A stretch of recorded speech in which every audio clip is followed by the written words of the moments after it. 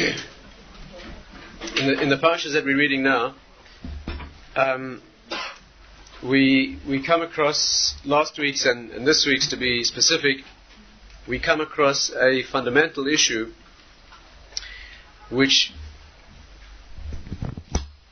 perhaps would seem to be in some way out of proportion, or perhaps the Torah attach more importance to the subject than we might have thought. Perplexing subject, and that's the question of Lashon Hara. Question of forbidden speech, particularly that halachic category of speech which is constituted by saying things that are negative about people which are true. We've had occasion before to share some of the halachic angle on this subject, and perhaps we'll have time to do that again. But let's see if we can try to descend into the depth, or look perhaps a little behind the scenes in this subject and see some of its complexity and some of its importance, bearing in mind that it runs through our literature all the way from our deeper sources indicate that the very first event of breakdown in the world was occasioned by speech that was true and false, namely the nachash, the serpent, speaking to original man, saying things that were true but distorted in a subtle way. And there are many difficulties, many questions, but let's see if we can try to put our heads into this. The deeper literature in particular is full of paradoxical or perplexing references to this subject. Let's see if we can try to work out some of it. First of all, I presume that present company this evening is all highly accomplished Torah students, and you're all familiar with the basic material here. Those whose energies are not in their heads but in their feet are probably elsewhere this evening. You know that the problem in this week's parsha is the feet. You know that. The meraglim, right? It means feet. But since the present company is not in that category, let's see if we can talk at the level of the head.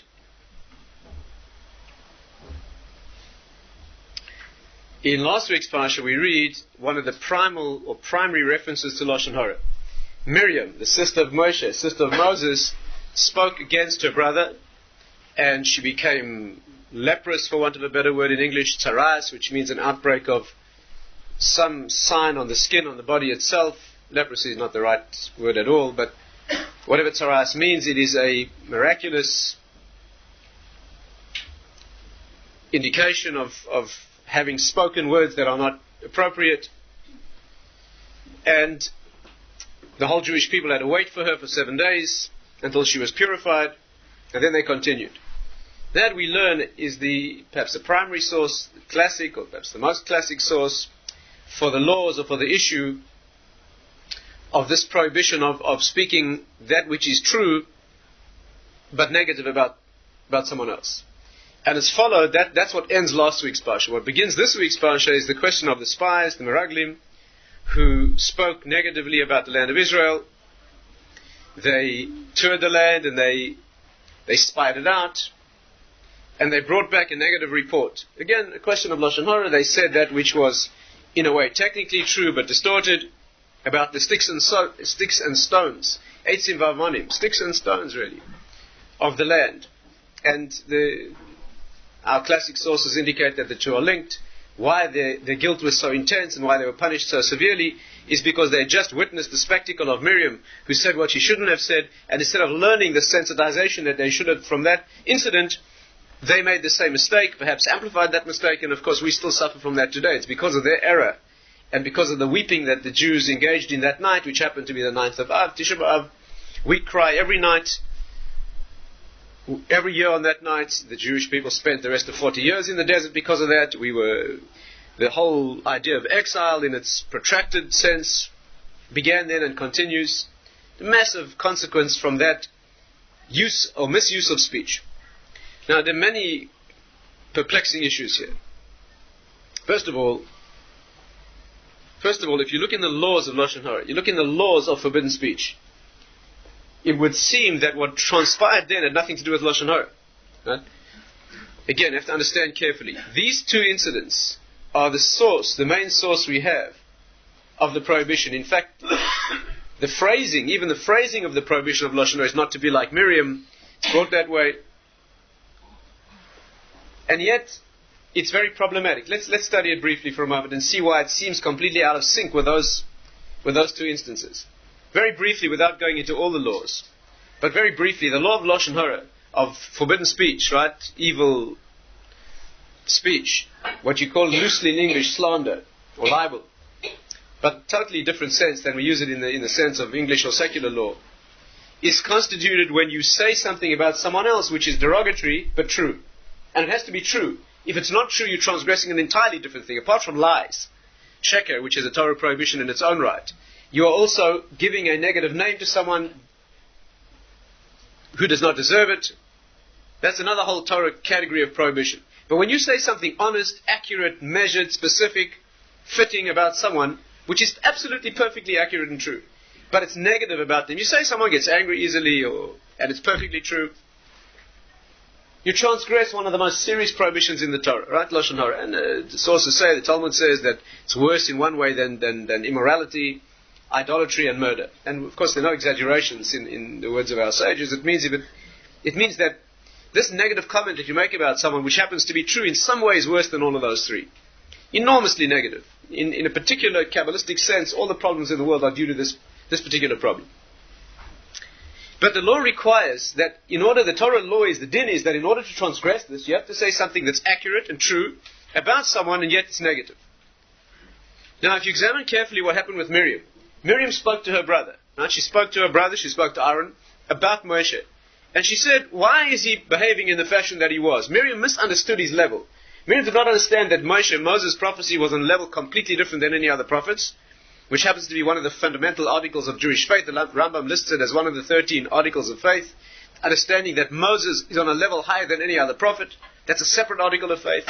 And this was taught at this time. She didn't know that yet. And because she misassessed his level and assumed that he was a normal prophet, in which case his conduct in separating from his wife, whatever it was that he was doing, would not have been appropriate, so she criticized that. Now, halachically, that's not Lashon Hara. Halachically, it's not Lashon Hara. For many reasons. First of all, when you criticize someone to their face, who can defend themselves and answer, that's not Lashon Hara. That's called Teichach. On the contrary, it's an obligation. If she felt, not knowing the details of his level, which no one knew yet, that he needed to be reproved or rebuked, so that's not an avera transgression of Lashon Hara. On the contrary, that's a mitzvah. Again, when you reprove someone, you tell somebody, why are you doing such and such, it's wrong. And they can defend themselves and speak back. Our deep sources, our early sources learned that she said this to Aaron in the presence of Moshe. They even learned it from a verse there. Or a juxtaposition of two verses, that he was present. What's wrong with saying a criticism that you believe to be meaningful and needed? On the contrary, it's a mitzvah. I'm obliged to correct you if I feel in the right way, in a loving fashion, not to embarrass you. I have to do that. So what did she do wrong? On the contrary, the way the Rambam puts it, if you examine the words of the Rambam, he discusses it at the end of the laws of forbidden speech, of Lashon Hara, actually brings it in the laws of Tsaras. Listen to what he says. I'll read you the words. Consider what happened. Put deep thought into what happened to Miriam the prophetess. Who spoke against her brother. Now listen to how the Rambam puts it. He doesn't say who spoke negatively and denigrated him behind his back, right, and transgressed Lashon Hara. Listen to what he says. She was older than he. She was his older sister, and isn't it the role of an older sibling to correct? That's the Rambam's bringing these details because he means to say that technically there were many reasons why she did not transgress this sin. She was older than he was, v'gidaltu al birkeha, and she raised him on her knees, meaning that she had a parental role, as it were. V'sikna ba'atzma la'atzilu min hayam, she risked her life when he was in the basket. You remember that Miriam hid, right, to protect him when he was floating on the river in the basket. She risked her life for that. V'hilo dibra b'gnusoi, and she did not speak in his denigration. She did not speak against him. Elatata, all she did was make an error. She compared him to other prophets. That's all. The Rambam says explicitly she didn't speak against him in his dishonor. And he was not concerned. Moshe was, because Moses was the humblest person who ever lived. He had no objection at all to what she said. The Rambam says so. He had not the slightest twinge of any negative emotion at all when his sister criticized him in a way that she thought was valid. And despite all that, she was immediately struck with this leprous manifestation. That's the story the Rambam says. And therefore he brings the law. How much more so, how much more so for human beings who are wicked and foolish, who talk a lot of, very hard to translate. Gedolos v'niflos means, again, it's got a very specific and deep translation here. But the simple translation would be people who speak great and awesome or mighty or transcendent things. I mean, what's going on here? The Rambam's first of all telling you that she really didn't transgress the sin. And yet we learn the laws of Lashon Hara and the prohibition from here. How do you learn a prohibition from an example that's not an example of the type? Right? She had all these reasons why she should have, and it wasn't a sin, and she didn't transgress Lashon Hara. And what does it mean, Gedolos v'niflos? What does Rambam mean that these people, foolish people who speak great, Gedolos means great things and Niflos means miraculous things. What's that got to do with Lashon Hara? What does that have to do with Lashon Hara? The Rambam should say, she spoke, the common or garden understanding would be, Miriam spoke against her brother negative comments. From that, if she did it with all the justification, how much more should we learn that we shouldn't say negative things about people? The Rambam says no. First of all, she didn't speak Lashon Hara. And how much more should we learn not to be like the fools who speak great and wonderful things? What is great and wonderful things? Exaggerated, excessive. What does that have to do with Lashon Hara? Did you begin to hear the difficulties here? And the Rambam finishes with a very beautiful, poignant, unforgettable few lines. One who wants to organize, aim, correct his pathways, one who wants to walk the spiritual path, to distance himself from the meeting places or the meetings of such empty and foolish people who speak these sorts of things, to speak to such people, that you should not be caught up in the net of these type of negative people and their foolishness.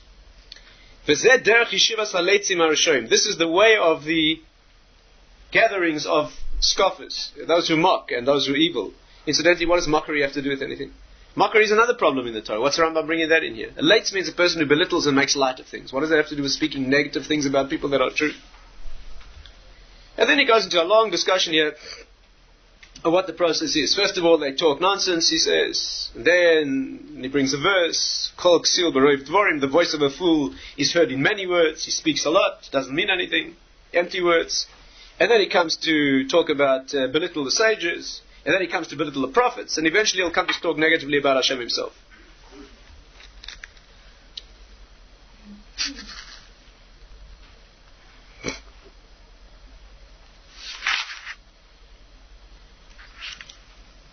But the discussion of those who are wise, he says, Sichas Ksher Yisrael, those who are kosher people, is Ela b'divrei Torah v'chachma. People like that speak only Torah and wisdom.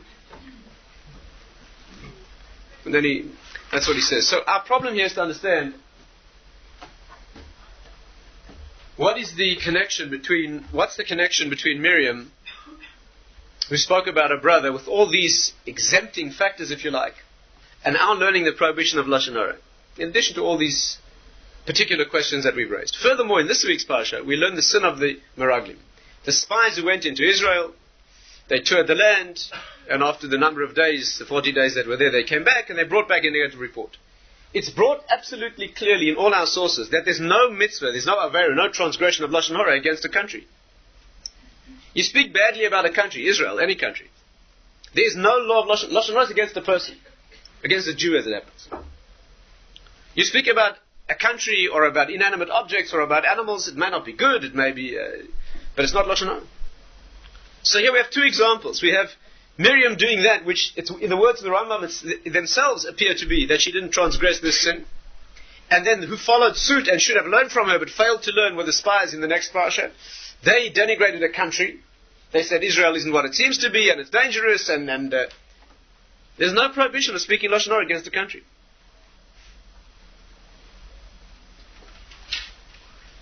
And when they said, "V'chazaku mimenu," that the people who inhabit the land, the nation, is stronger than us, our sages say extreme things about it, because in Hebrew you can read that in two ways. The word mimenu in Hebrew has a two-layered meaning. To say that he is stronger than us, meaning that nation is stronger than us, mimenu can be read in two ways in Hebrew. He is stronger than us, or he's stronger than him. Meaning that the nation that inhabits the land, right, we can never beat them in battle, and we are doomed here, because simply translated, they are stronger than we. But deeply translated, because they are stronger than he, meaning Hashem himself. And here they verged on some of the worst types of mistakes that a person, or certainly a Jew, or any person could make. And from there it was downhill, and of course we're still suffering the consequences. What exactly is going on here? The sages say about this that the problem with these people, Tisha B'Av, just understand how far this goes. Tisha B'Av, the night of the 9th of Av, when we sit on the floor and weep for that event. Hashem said, you cried on that night unnecessarily, I now fix a night of crying for you throughout history on that night. And we sit and weep, and we mourn, we read the book, we read the Megillah of Eicha, Lamentations, on that night, because we failed to live up to what we should have. We failed to go into the land of Israel, and since then it's been one long exile. Even today in the land, we're not out of that concept of exile. Of course, the Megillah of Eicha is written alphabetically. Eicha, the Megillah that laments the destruction of the temple, which was a direct consequence, right? Again on the 9th of Av, of this particular mistake of the Jewish people. Eicha is written alphabetically, except for the last chapter, which also has 22 verses, but not arranged alphabetically. And if you look in the verses there, you'll see, look up which ones are not, but you'll notice that there's a peculiarity in the alphabet. Unlike the normal Hebrew alphabet, the pei comes before the ayin. Normally it's reversed. Unusually, although it's perfectly alphabetical, there in that Megillah, the pei is put before the ayin. Pei and ayin are two letters. But pei also means the mouth, and ayin means the eye. So the sages say, Hikdimu pei la'ayin. They put the mouth before the eye. These spies, the Meraglim. They put the mouth before the eye. Hikdimu pei la'ayin. They put the pei, learnt from the Megillah, that the pei is written alphabetically out of place before the ayin. We learn from this that these people who spoke negatively, they put the mouth before the eye. What does that mean? A similar idea is written in some of the deeper sources, perhaps some of the sources we shouldn't even really be studying, but it is quoted, and therefore those of us who don't study those things at least know that they reputedly written there. And what it says is as follows. Again, a very cryptic statement. And I'll repeat to you what's written and see if we can try to, as much as we're able, to disentangle it. In the creation of the world, description of the creation of the world, again, we're talking on a cosmic level here. This issue in the Torah of speech and misuse of speech and what's called Lashon Hara, with all its complexities and problems that we've raised, goes back to an absolutely fundamental issue. And the way it's targeted, or the way it's placed, one of the ways it's most deeply positioned, or located if you like, is in the concept of the creation of the world itself. And there it says that you have a place called Eden, and you have a place called the garden. A place called the garden is a place called Eden. V'nar yotze me'Eden, and a river flows out of Eden, lahashkes hasagan, to water the garden. That's what it says. Now, when we're talking back there in Genesis, we're talking very deep things. Not only, perhaps least of all there, on the level of the actual physical creation. Obviously, that's included, obviously. But the primary level of the creation, of course, is in the spiritual worlds. And therefore, in a very simple translation, it means that there's a place called Eden, whatever that means, and there's a river that flows out of it and it waters the garden. But on a higher level, there's something being said here. There's a supernal, ineffable place that's called Eden. You know what Eden means? In English it means Eden. But Eden means pleasure. It means ecstasy. It's some sort of way of denoting a situation of ecstasy. The Ramchal says that the purpose of creation is to create a being who can experience the direct ecstasy of knowing Hashem, of having a relationship with Him, with God. That's what we call the next world. The ultimate level of the next world is the dimension of having a relationship of oneness with Him. That ecstasy is called Eden. We talk about Gan Eden, Garden of Eden. But strictly speaking, the way it's put here is there's a thing called Eden, and then there's a river, and the river flows out to water a garden, which is a place of work. La'avda l'shalma, it says, man, woman, placed in the garden in order to work it and to guard it. Place of work. And on the very simplest level, we're talking about the highest dimension of the next world, some process called a river that flows, and it comes into a place of a garden, which very generally we can call this world. Place of work where we work. And of course the object is for us to work here so that we can retrace our steps back to that place called Eden.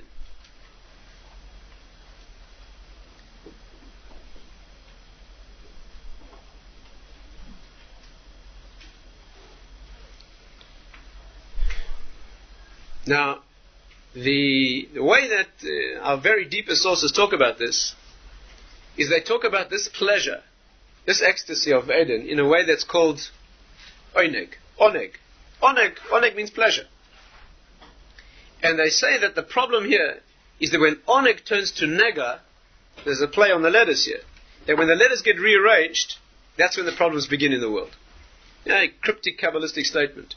Oneg and Nega. You know, Oneg you spell with an Ayin. Oneg, Ayin, Nun, Gimel. That's called Oneg, means pleasure, deepest sort of pleasure.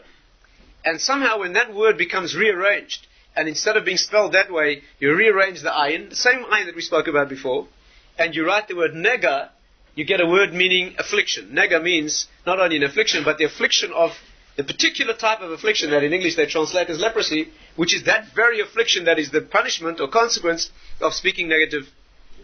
So here what we're saying? We're saying that when the original, understand deeply, that the original oneg of the world, that means the dimension of ecstasy for which the world was created, plainly the next world, ultimate world, how is that transformed from that level of ecstasy into what we call nega, which means the manifestation of all contamination, all evil and contamination, is when that word gets rearranged.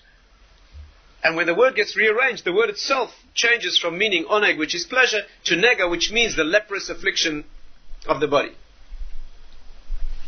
Again, what is going on here? You see that what's the very simplest level that's being indicated here is that the mechanism of changing oneg to nega, the mechanism of changing that ecstasy of perfection into the affliction of contamination is Lashon Hara.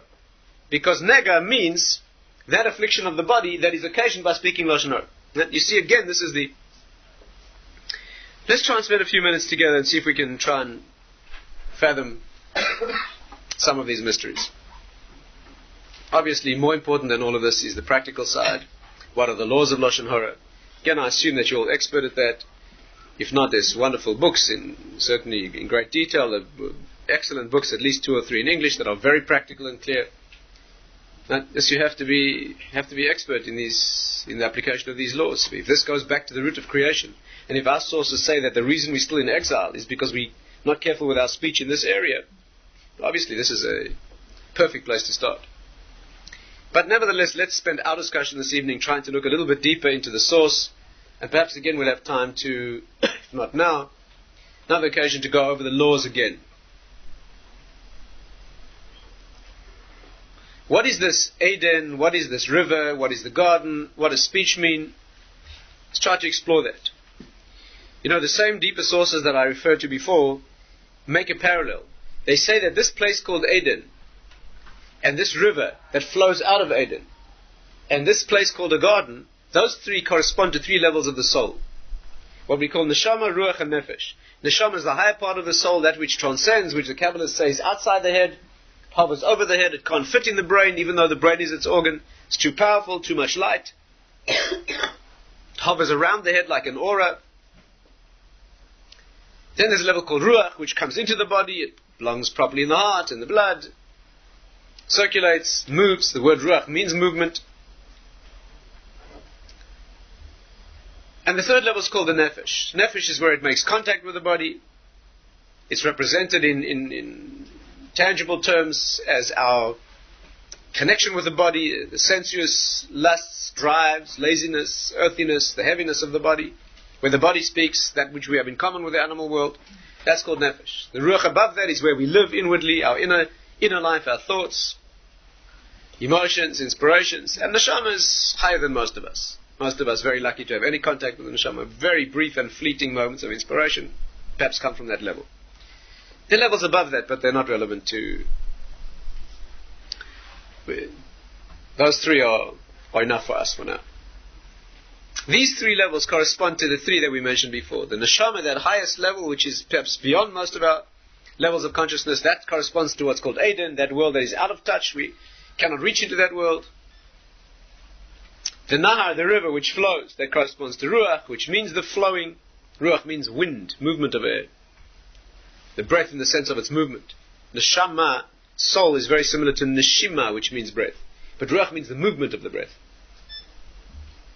Can't have a still Ruach. It lives all in its movement. And Nefesh means where it reaches the body. The word Nefesh in Hebrew means comes to rest. Vayinafash means comes to rest. Right? Shabbos is Vayinafash. It means that the production, the creation comes to a halt, it rests. Nefesh means other things as well, but that's one of the levels of meaning. Now there's one particular application of this that we need to focus on this evening. Hopefully it will make things clear.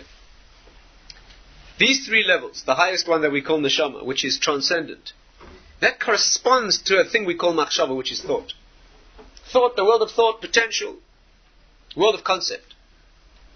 And the lowest one, called nefesh, corresponds to what we call maaseh, action. The world of action, physicality, physical action. What is the connection between these two?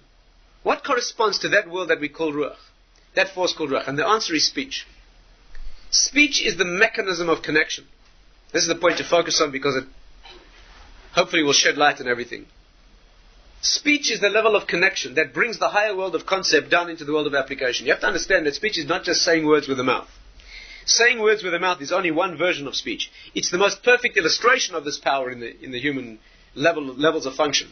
But speech literally means, the general concept of speech, means taking an idea, taking a root concept, taking that which lives in potential, and bringing it down into practical expression. You have to understand the Hebrew word dabar, the Hebrew root dabar, does not mean speaking. The real root means level of conduct or control. Right? Like, for example, it says, dabar echad lador. It means a leader of a generation. A person who can control and manipulates and handles. Or, for example, it says, yad ber amim tachtenu. Yad ber means to subdue, certain nations will be subservient to another. It means that there will be control. That's what it means. In Aramaic, the word dabar means to take and move. Take and move.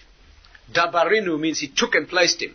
When Adam was transferred from outside the garden to inside the garden, the Aramaic translation says Hashem, it says Dabarinu, he took him and placed him.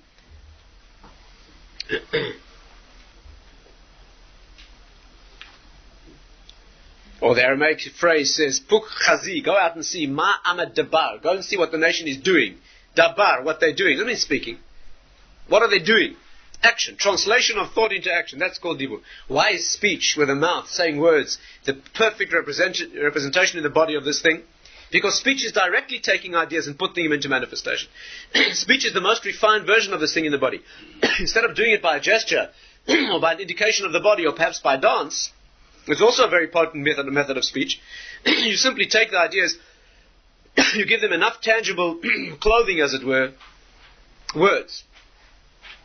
But essentially, this is why speech is formed in the throat. The throat, the organ of the neck, is the organ of connection between the higher world of thought that is the head and the lower world of action that is the body. Why is the voice formed in the throat? The neck is the organ of connection. Why do you have a neck? Why do you have a neck? Get it work. You have a neck because your body manifests that place of connection, the higher and lower worlds. And it's in that organ of connection that the function of connection has its root. The voice is produced not just in the neck. The voice is produced in the front of the neck. Right? You know that the the spiritual notion, again, in our deeper sources, is that the front of a thing is always the side of kedusha, of sanctity, of relationship, of recognition. The back is always the side of negativity, darkness, unrecognition. Excretion is always the back. Right?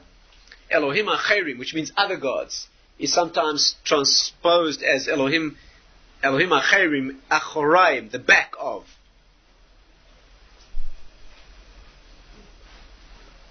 The front is always kedusha, the back is always the opposite.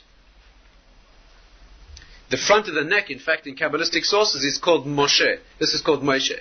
The front of the neck, the throat, is called Moshe. Moses. What is it?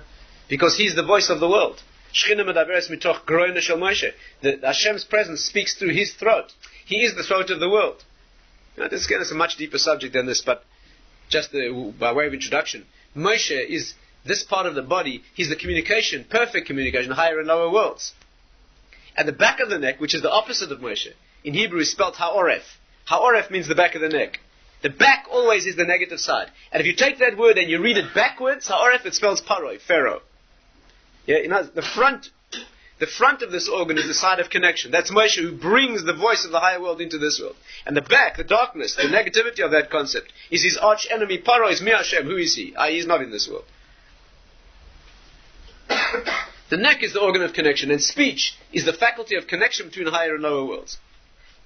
Every time you speak, whether it's words which show it perfectly and is most articulate, or whether it's a sensitive and subtle gesture of the body, which is a meaningful gesture, the giving of a gift, or a nuance of expression in the body that reveals what was in the hidden world of thought, this is called speech. Speech is the translation of concept into action, or concept into revelation, hidden concept into applied revelation in the world. That's what speech means. That is the river. The river that takes the hidden world of Eden, that cannot be grasped, that is never seen by humans. Ayin lo yiras Elokim zosecha. The eye that can never see that. That's called Eden. That's why it's spelled with an ayin. You know what the word ayin means? Do you know what the word ayin means? The Hebrew word ayin, the letter ayin means a ma'ayan, a wellspring. Again, you can't, any other language is, all you need is the language. It's all you need in Torah. All you need is a language. It says it all.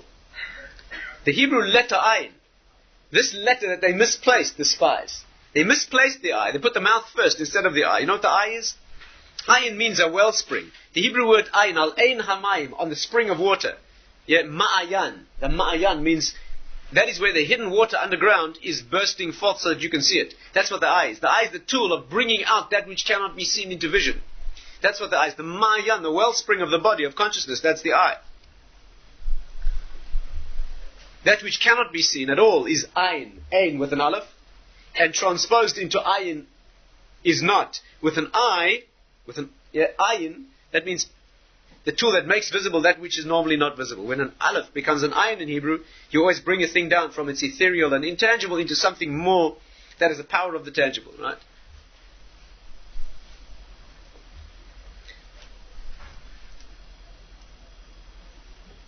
That's beyond our conception. And the world of practical expression, that we're in touch with. What joins the two is called speech. That's ruach. That's the movement that brings the one down into the other. What is speech? Let's try and understand this. When you speak, what you're doing is, you are attempting the impossible job of bringing that which you know and you understand as it is into a world of packaged and finite pieces that we call words. That's an impossible exercise. That's an impossible exercise. Before you begin, it's impossible. The way you understand things, we have to work on this very hard, because the tragedy is that we don't even know that there's a world beyond grasp and expression. We do exactly what those spies did. They put the mouth first. The mouth first means exactly that. That consciousness begins with what you can say. And on the contrary, our world has completely reversed it. That if you say it, that's the way it must be. So once it's published and printed and said, then that's the way it must be. On the contrary, I see the way it's expressed. But the whole concept of the spiritual world, the spiritual path, is to be able to see that with the eye that can't be expressed. And then you have to do the very subtle and mature and difficult and arduous work of finding the words to say that which words can't say. Again, let's try even. Yeah. The problem with our discussion, of course, is that there aren't words for it. There are no words for these things. Our chances of communicating here are the mystical sources say that Only if you understand these things already, then you understand them. If you don't, then they can't be explained. But the point is, you do understand. We do know. We do share these things. The way you know a thing is not because of the words. The way you know yourself is not because of your name. If you need to remind yourself of your name to deal with yourself, you're in big trouble psychologically. You don't know yourself by words or by description or by name. You know yourself as you are. You have a raw consciousness of who you are. And the truth is, you should know everything that way. I'm not talking about technicalities or arithmetical procedures or mechanical things. I'm talking about essence. Words are the enemy of essence. Words are finite packages. You can't, that which is known in consciousness, which extends beyond the finite, which is the province of inner consciousness, of das, of inner wisdom, or what the inner eye can see, by definition cannot be said in words. The Maharal says, give an example.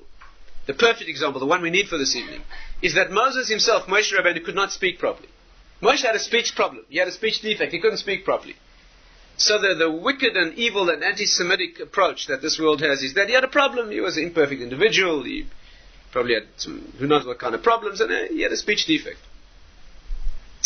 The Maharal explains that Moshe Rabbeinu's perfection was his speech defect. Because he lived in a world where things can't be said. He lived in a world where things are grasped in all their cosmic connections. He lived in a world where things are grasped as they are. Things grasped as they are spiritually, by definition, are beyond the finite confines of a world of words. And therefore, a person living on that plane, he could never compress. He lived in a world where all is one, where everything is connected to everything else. When you live in a world like that, how can you say anything? Whatever you say is false. No matter how well you say it, because each piece you say is only a piece of the thing. If you've ever lived genuinely in depth, if you've ever known something that's really meaningful, you know that it's impossible to say. And you know you can't communicate that. And you know that the more desperate the need is to communicate that, because that's what the real need is to.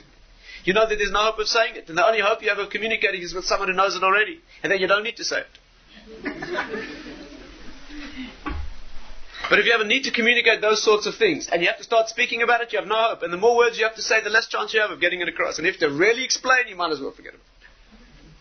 But somebody who knows you and knows where these things are, you don't have to just, a quiet glance is enough. You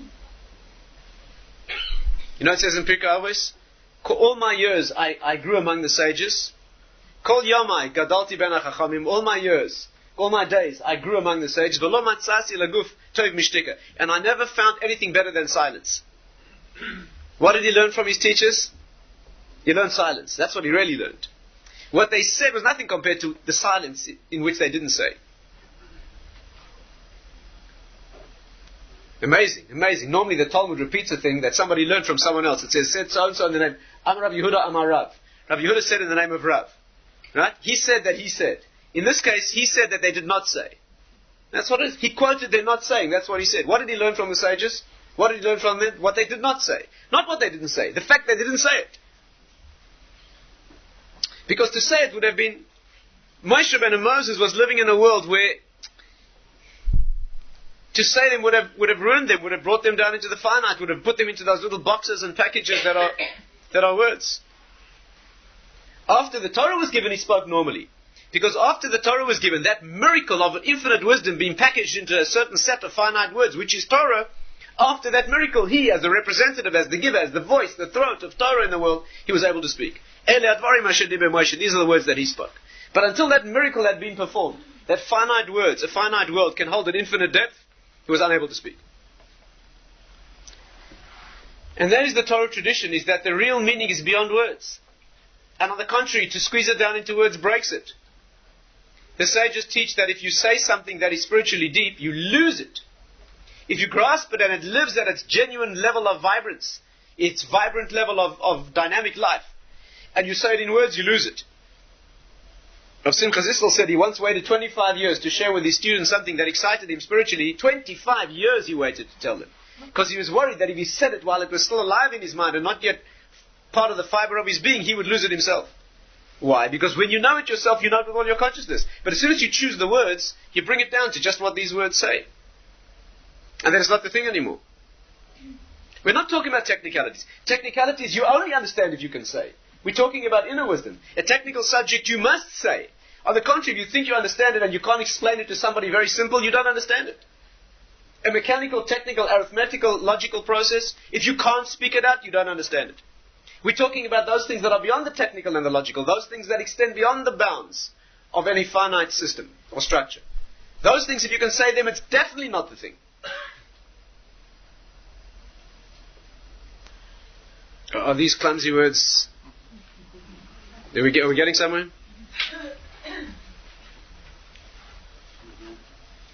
There's so many examples, it will take us too long perhaps to go into all of them. The Maharal says, an example. The Maharal says that, the Gemara says that a child, the Talmud says that prophecy does not live anymore. What is prophecy? Prophecy is the ability to connect to that world. Ultimate prophecy. Moshe Rabbeinu's prophecy is a world even beyond that, which no other prophet could even approach or conceive. That's what Miriam didn't know. But prophecy means seeing that world. Or seeing the bottom of that world, the back of that world, something of that world. There's no prophecy left, the Talmud says, except 3 places. Dogs, children, and insane people. But children have vestiges of prophecy. Children know things, but they can't say them. When a child learns to speak, then he doesn't know the thing anymore. No, the Maharal says an amazing thing. The Talmud says, the Gemara says in the tractate of Nida, that when a child is in the mother's womb, he's taught the whole Torah. Child, an angel, teaches him the whole Torah. Malach, he knows the whole Torah, sees from one end of the world to the other. There's a light lit above his head. He knows all the wisdom of the world. And when he's born, as he's born, by Malach, an angel comes, a Satral Piv, strikes him on the mouth, and he forgets all his wisdom. A child is born in the world. From a situation of knowing the whole of the spiritual world, he's born as a child, an uneducated, simple baby who knows nothing. The problem here is, why does the angel strike him on the mouth? When you wish to make someone forget something, you strike them on the head. Amnesia, forgetting, is a result of a blow on the head. A blow on the mouth does not make you forget anything. What is being said here? Says the Maharal, the blow on the mouth is the gift of speech. When the child is born into a world in which he can express himself, he can't know anymore. Because as soon as you can put it into words, then it's what the words can say. It's not what the thing is anymore. Experiences that are too big for us. Many people who have relatives who lived through the European destruction 60 years ago will tell you that those people many people never spoke about it ever. Ever. Many people will tell you, my mother, my grandmother, we tried many times to get her to speak about it. She would never say a single word about her experience. Never, ever, not a word. Many people err in thinking that the reason that those people didn't speak about their experiences is because it was too painful. Too painful. Once you start speaking, you open the scars and the wounds. That's not the reason. That may be true as well, but that's not the reason. The reason that those people did not speak about those things, not because they didn't want to, but because they could not. When you're dealing with an experience that goes beyond human consciousness, that which cannot be grasped, the enormity of which is beyond any possibility of any sort of expression or explanation, then which words are you going to say? Where are you going to start? Whatever you're going to do is going to be a travesty of what the thing... The converse, of course, is that when someone is carrying a pain that is too big to bear, their therapy could sometimes be to get them to speak. Because the person can pour it out, and sometimes when the words pour out, they pour out. Then what happens is, from being an unbearable burden because it was bigger than their consciousness, it becomes something that is a finite package of words. It eases the burden, it becomes defined. There are many examples. The pure Torah example is the example of the fact that the Kabbalistic wisdom is called Sod. Sod, the secret level, the 4th level of the orchard, that is called Sod, secret. What does secret wisdom mean? So again, our uneducated and superficial ear, we think that secret means that no one told you. Sod is a secret. What's a secret? Something no one told you. When they tell you, it won't be a secret anymore. We would never name a thing like that. Because then it means it's a secret for those who haven't heard, but it's not a secret for those who have heard. It just happens to be a secret because no one told you. Obviously, when we name a thing in Torah, we mean an essential name. The word sod means it's always a secret. No one could tell you. Even if they tell you, it won't be the thing. The secret wisdom is that which the master cannot tell the disciple because there aren't words for that. All he can do is give him enough guidance so that he falls in himself. And therefore, no matter how much you know, no matter how much the master teaches, it's always called sod. It always is. Can never be said. And the purpose of being here, the purpose of the world, is to be a human being who's connected to that. That's what Dibur is supposed to be. That's what the river is supposed to do.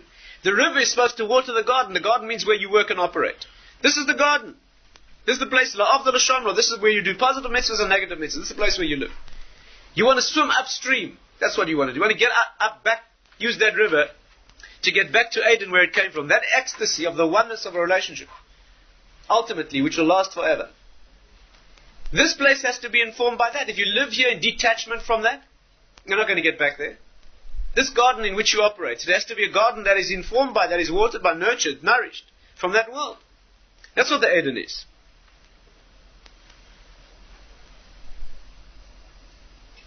The word oneg, which means ecstasy, you know the letters spell Ayin Nun Gimel, Eden Nahar Gan. Again, you just need Hebrew, that's all you need.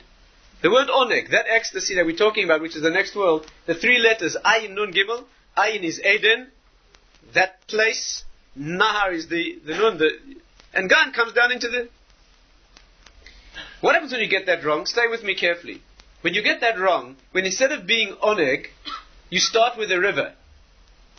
You don't start with the Eden. You start with this, the mouth. Then you get Nega. Then you get the world of the leprous transformation. When you start with your mouth instead of the higher level, the higher world, what does it mean they put their mouth in front of their eyes? I'm combining various sources here, just trying to get the message across. What does it mean they put their mouth in front of their eyes? Hikdimu per la'ayin. They put their mouth in front of their eyes. You know what the eye is supposed to be? The eye is the tool of reaching into that world. Do you know what ayin means? That, in seeing and hearing are the only organs in which beauty can be appreciated. Of the five senses, smell, taste, and touch, you can feel pleasure but not beauty. The higher level of beauty, spiritual beauty, the nose is the highest of the other three, and it says that somehow the soul benefits directly from smell. But harmony, the pleasure of harmony, of opposites blending, of achieving something more than the sum of the parts, that you see in visual beauty and in that which is heard. But only the eye can exult in the pleasure of the sight itself. Tova or le'inayim, the light itself is good to the eyes. It means there's a tremendous pleasure and good to see the sun, it says in the verse. What you hear when you hear beauty, when you hear that which is symphonically beautiful, the beauty is not in the ear. The pleasure is not in the ear. The pleasure is in the understanding of what's going on in that music. The pleasure, again, you certainly can't put these things into words. But appreciation of music means knowing what's happening in the music. It's in what we call the tziruf. It's in the putting together of the parts that the beauty. But that's not vision. Vision, the beauty is in the eye itself. When you see a scene of beauty, there's no construction that's needed. That's why in English you say seeing is believing. But in Hebrew the word ru'iyah is the same word as ra'ayah, which means a proof. Seeing and a proof, means it is directly experienced. That's why at Sinai it says they saw the sounds. Roilis Hakolis, they saw the sounds. Because at that elevated moment it was not possible to hear. Only the highest sense was functional. The beginning of the senses. The only thing higher than the eyes is the forehead and the brain, which needs to be discussed also. That world of completely closed and hidden inner depth. The beginning of contact with the outside world is the eyes. Vatera Isha, the woman saw. First of the senses. And the idea is to take the eye, which reaches into that world, can see that beauty, that can have that pleasure, that ecstasy that relates to that world, and to bring it down through the mechanism called speech, so that which is expressed is an expression of that which is deeper. But when the river comes first, when you start from there, when speech is where it begins, and there's no meaning behind the speech, or when you put the mouth in front of the eye, which is the world we live in, where the speech is, it doesn't have to make sense, it doesn't have to be connected to that which is true. On the contrary, in our world, that which is spoken forms the truth. Not just that it's disconnected from the truth. On the contrary, this is what purports now to be true. We live in a world of highly sophisticated falsehood. Most of it, fortunately, is not false, it's just nonsense.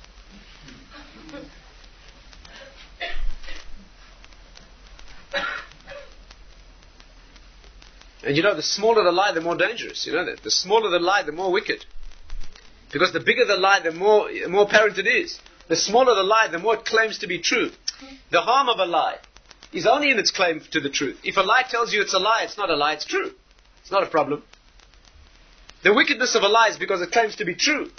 And those that claim the greatest level of truth are the ones that are the least distorted. But there's enough distortion to make them false.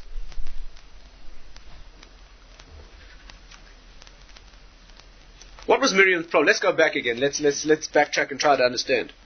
What was Miriam's problem? Again, the beauty of this is almost beyond any expression, let alone the correct expression. What did Miriam do wrong? She spoke about her brother. All she did, says the Ram, was make a mistake about his level, that's all. That's called putting the mouth in front of the eye. She did not perceive his level. We're talking about, at Miriam's level, we're talking about one of the most cosmically great figures who ever lived. Her mistake was nowhere near what we call Lashon Hara. When the Chavetz Chaim goes to all the transgressions of Lashon Hara, all the things you can transgress in an act of speaking that which is, she and Aaron did not transgress any of those things. As we said before, the Rambam gives ample reason why she didn't transgress. She brought him up on her knees. She was his older sister. She was attempting to correct him to the best of her understanding of where he was going wrong. But her error was that at her incredible level there was a dimension of speech that came before a true perception. Because the true perception of Moshe is living in that world which is beyond speech. She should have grasped, that means what was required here was to penetrate into that world and to ascend into that world, which is far beyond any possible expression. Had she been able to do that, then this speech wouldn't have taken place. She spoke about that which was perceived at a level lower than it is. And that's where speech becomes a problem. Long before it becomes a technical area of Lashon Hara. This is the root. Speaking about a country is not Lashon Hara, but it's putting the mouth before the eyes. Instead of seeing accurately, silently, the way things are, and then the speech carefully and loyally follows exactly according to the details of the concept, the speech comes first, and it's not a representation of that which is true in the higher world. Then you've transformed, then the river flows and it doesn't come from its source. It's not that hidden wellspring that it should be. Then the mouth has been put in front of the eye. In front of the eye. There's more depth here that needs explaining. I mean, without too much detail, a lot of what we're saying this evening, you might say, fits the sin of lies. Why Lashon Hara? After all, if we're saying that the mouth speaks and it's not a reflection of that which is the inner depth, isn't that telling lies? But see, Lashon Hara has a special depth. When you say that which is negative and true, there's a very subtle connection. Because when you tell a lie, you're not really speaking. A lie is a pretense at speaking. The definition of speech is taking that which is in the higher world and bringing it into the world of manifestation. That's what speech is. When you tell a lie, you're not speaking. You're pretending to speak. Something's coming out from the lips, but it's not a representation of that which is inward. You, on the contrary, you're betraying that which is inward. You say one thing, but it's not what you mean. That's a lie. You say one thing that purports to be the truth, and it's not the truth. It's not coming from that source. That's a lie. Lashon Hara is when what you say is negative and true. That is real speech, and it's being misused. That's a much deeper betrayal. That's a betrayal of speech itself. That's why we say, guard my lips from speaking. Yeah, we say, Nitzol l'shoni merah. Guard my tongue from speaking evil. Usfasai midavar mimah. And my lips from speaking falsehood. The tongue, we ask to be guarded from Lashon Hara. The tongue is a deeper organ. Yeah, deeper, much closer to the source. That needs to be guarded from Lashon Hara. The lips, which are an outer organ, we ask to be protected from evil. Evil's from lies. Because lying speech is from the lips and out. There's no deeper source. But Lashon Hara is from a deeper source. It is true. It is speech and being used wrongly. This is the problem. And therefore, this peculiar source, we learn, let's try and sum it up. We learn the prohibition of Lashon Hara. We learn it not from a classic example of somebody who said something behind someone's back that was negative and true. We learn it from Miriam, who spoke about that which was above her, and we connect that to the Meraglim, who spoke about that which was beneath them. Miriam connects to the high world of Moshe, and she doesn't connect fully, and the Meraglim, bringing it down to the land itself, they perceive the land wrongly. These are the two polarities. These are the two poles. She doesn't fully ascend into that world of consciousness without any question of fault and blame. Instantaneously, her body is affected. And that oneg, that ecstasy of being connected to that higher world, is transformed into the leprous, that outer revelation of problem. The meraglim, as it were, what we learn there from Miriam is that the oneg becomes nega. And what we learn from the meraglim is putting the mouth in front of the eyes. Ikdimu pe la'ayin, the reversal of those letters in the sequence, is they go into the land and they don't see accurately. The eyes don't see the way it is. Or rather, they see it, but the mouth distorts it. The speech comes out in a way that isn't an accurate reflection. It's a use of speech which is really true, but it's a misperception of the way things are, and it's a transmission of that misperception, and then the eyes begin to cry. Maral says that when the eyes cry, that is a dissolution of vision. You know, it's an amazing thing. That night is a night of crying. You know what bechi means? You know what crying means? Crying means, you know what crying means? Bechi in Hebrew, that word, to cry, bocher,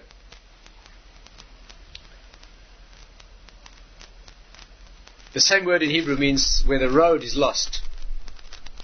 Navoch in Hebrew means you can't find the way. Mevucha means amaze, can't find the way. Crying is the bodily representation of a road that has no... This road is not going from the original source to the final destination. This road has become... That's what bechi means. And you know how it's manifest? By the eyes watering and the voice becoming inchoate, inarticulate. Because the eyes can't see anymore and the mouth can't speak. When the eyes and the mouth, the connection, they've gone wrong here, then both become inactivated. The eyes water, the Maharal says, is the medium of dissolution, where things become dissolved and their shape is ground. The word dim'a in Hebrew, which means a tear, means where the thing becomes mixed. The same word dema in Hebrew means the thing is mixed, not clear anymore. That's what a tear is. The vision becomes... And when the eyes cry and the vision is blurred, you can't see where you're going anymore, the road is not clear, then of course the mouth can't speak anything. So the voice becomes inarticulate. So that's a night of crying, where this gets confused, and the eye and the mouth are confused, they get the wrong. It's a night of crying forever, that 9th of Av, which marks that. It's no accident that the word Eicha, which is Lamentations, the Megillah of Lamentations, the same word is Ayeka, where are you? You're lost, where are you? Ayeka. When man sinned for the first time, and he got this original problem wrongly, when the serpent's voice confused the issue, Vatarishi, she saw it wrong, that's where this problem began. So after the sin, when he was hiding under the trees, and Hashem arrives in the garden, L'ruach hayoim, and he says to him, Ayeka, where are you? Where are you? Ultimate expression of confusion. God himself saying, where are you? Because man has become confused, and he's distorted, his path is lost. And Hashem, Hashem is your shadow. So when you can't find the way, the ultimate torture is not only that you lost, but the voice that he speaks to you appears to be lost as well. Because he's hiding under the trees, not knowing where he is in the world. And Hashem appears and says, where are you? I can't see you. Ayeka. And when he crawls out, Hashem says, Hamina Eitz, did you eat from the tree? Did you? I don't know. And that word Ayeka, where are you? Which means you're lost on the road. That's Eicha. That's the night of crying where you can't see the road and you can't even speak about it. What's the bottom line here? If you need a message, a practical message to take home, I think we have to work on this. We live in a world where the words are primary. The words spill out and they vomit it out and spewed out and they don't come from a source. Or they come from a source that is so low that it's words themselves. When your inner life is a conversation, you're in big trouble. When you don't know things as they are, you know things only the way you've convinced yourselves by making a speech to yourself. And most people's thinking is reduced to that level. Your thoughts are actually what you sort of tell yourself, and then you run around and hear out sounds and you answer back, and the truth is most of us don't even listen to what we're saying before we already think of the answer that proves that it was wrong in the first place. So your whole world of thought is the inner dialogue. So you never have a chance to actually know anything. Because it's always being brought down to how you're going to say it and express it and what you're going to say when they catch you, basically. But that's tears and inarticulacy from the beginning. The first thing is silence. It's a silence where there's no attempt to put it into words, because the attempt to live in a world where the things can't be expressed. That's the process of Torah. The process of Torah means ascending into a world where things are known. Not into a world where things are expressed, a world in which things cannot be expressed. And then there's the judicious decision of what elements can be and what should be and what shouldn't be. and the listener who's the sensitive type of listener who will be able to appreciate and who will be able to know, and that's a relationship. It all begins from there.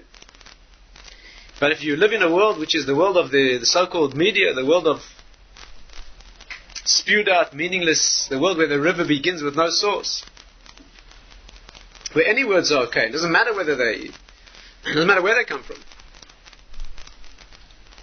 They're not the process. And therefore, in a very noisy world, in a world where any sense, any common sense, let alone deep spirituality, is drowned out by the falsehood and the nonsense and the emptiness and the unsophisticated nonsense or the sophisticated propaganda. The first thing is a world of a few minutes of silence, just a simple minute of meditation to get in touch with that which really is. But I'm talking about you and me, not the world out there. The world out there that may come right one day, but only if we do. We have to come right. We have to learn Torah on that level. We have to enter spirituality like that. To enter the world of spirituality and break it down, bring it down to the words that are finite and limited, and that which you can say and that which you can argue about. That's not Torah, and that's not the beginning of a relationship, not between a Rebbe and a Talmud, and not between husband and wife, not between friends. And that is the message. The root here of Lashon Hara is not the specific example of you're saying something negative about somebody else behind his back. That's its application. But the root here is Hekdimu Peh La'ayin. It's putting the mouth in front of the eye. It's changing that process of Eden, which is that world of ecstasy, the world of spirituality, the world of genuine spirit, when the ecstasy is nothing other than understanding itself. Can you imagine what a world like ours will experience when the final world is revealed, where all there is understanding? There is no body. There is no physicality. The whole ecstasy of that world is that which is genuinely understood beyond words. And the whole investment of lifetimes have been placed in that mode of just speaking and of the body expressing itself. That won't be an ecstasy, that'll be a torture. The trick is to develop an inner world where the ecstasy is in the understanding itself. You see people of spiritual greatness, you see they live in their own world. They have that world. They're never alone, they're never bored. They carry with them that world of depth. You can see it. Their life would be as richly aware if they were living on a desert island as living in a world where they're bothered by people like you and me.